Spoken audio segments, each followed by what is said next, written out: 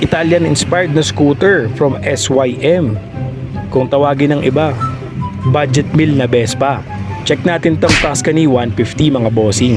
Basic specs tayo mga bossing. 149.6cc displacement, single cylinder, single overhead camshaft, 2 valves. Tapos bore and stroke niya 57.4 by 57.8. Compression ratio 10.7 by 1. Power nito medyo malakas, 11.4 horsepower at 8,000 RPM.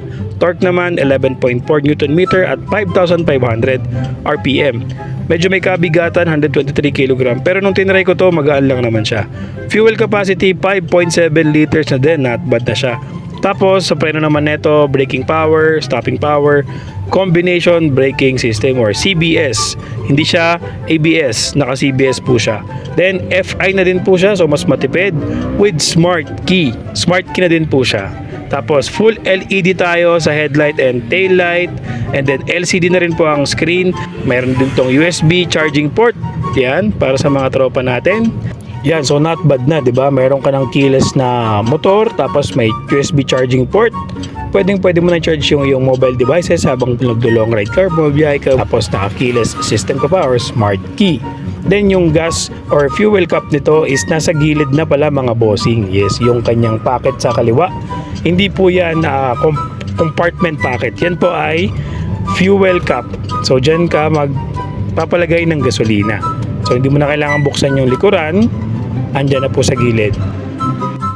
Dagdag mo pa yung 24 liter niya na storage compartment. Ayan, oh, grabe, ang laki. Kasya ang full face plus yung pinamalengke mo or mga kung ano-anong gamit na pwede mong ilagay sa long ride with the tropa. So 24 liters ang storage mo sa compartment. Yan, maganda rin ang kanyang upuan. Kita niyo naman, talagang Italian inspired. May nakalagay na Tuscany. Yan, yung brand niya. And then si Tuscany 150 ay air-cooled po siya. Hindi siya liquid-cooled, air-cooled.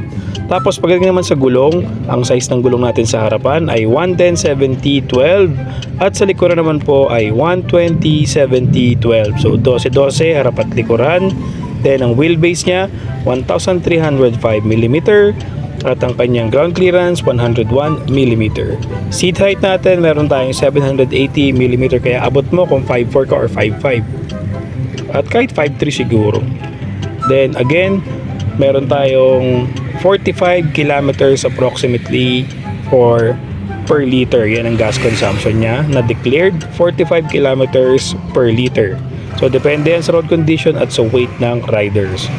Kaya halika na mga bossing, testing na natin tong si Tuscany 150 ng SYM na 150cc air-cooled with CBS braking system. So ngayon, obserbahan natin yung handling nito sa 120 kg na rider na tulad ko. Tignan natin yung lakas ng braking power, kung responsive ba ang throttle, at kung talagang kayang-kaya ba ang 120 kilos na rider. Dito tayo ngayon sa test drive program ng LGM Motorcycle and Services dito sa San Jose del Monte, Bulacan. So kung gusto niyo ng mga gantong unit, SYM, Benelli, FKM, marami silang unit sa kanilang mga store or showroom. Check nyo lang yung Facebook page nila, LGM Motorcycle Services. Madaming branch yan. Check nyo na lang. So tara, let's go!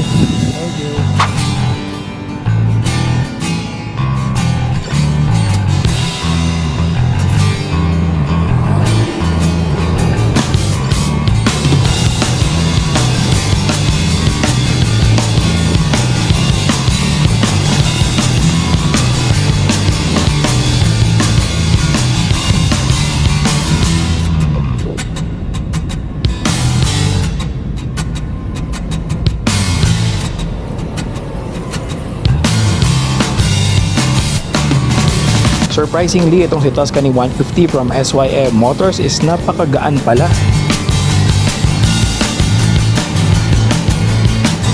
Napaka lightweight niya, even though 123 kilograms yung declared na dry weight niya, para sa akin sobrang gaan pala nito at hindi stress iliko-liko.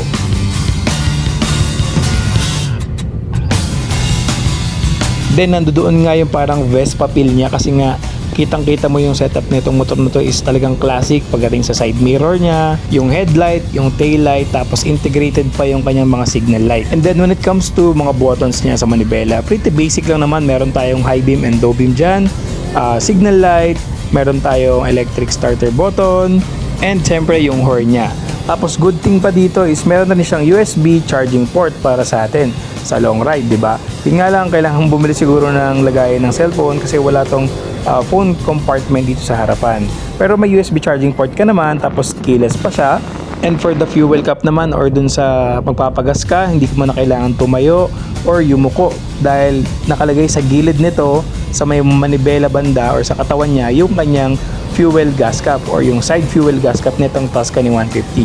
So very convenient sa mga rider na nagmamadali after gas, lipad na kagad or sibat na kagad, di ba? So pretty much kung pormahan na classic ang pag-uusapan at best pa ang trip mo pero kapos ang budget mo, may sasuggest ko sa iyo itong SYM motor na Tuscany 150. Mabilis, simple lang, poging-pogi, chill, at makakarating ka from point A to point B ng kamukha mo si Sam Milby. Joke, pero goods na goods to mga bossing. Mukhang best pa, feel best pa from Sim Motors Tuscany 150. Ang price nga pala nito is nasa 126,900 pesos. So check nyo na lang, baka may discount sila like 115,000 SRP yung ibang mga dealership. Alright, so ang monthly naman nito is nasa 4,000 to 5,000 kapag in-installment mo siya. So once again, check all the dealership of LGM Motorcycle Sales and Services for this unit na Tuscany 150 from Sim Motors. Let's go!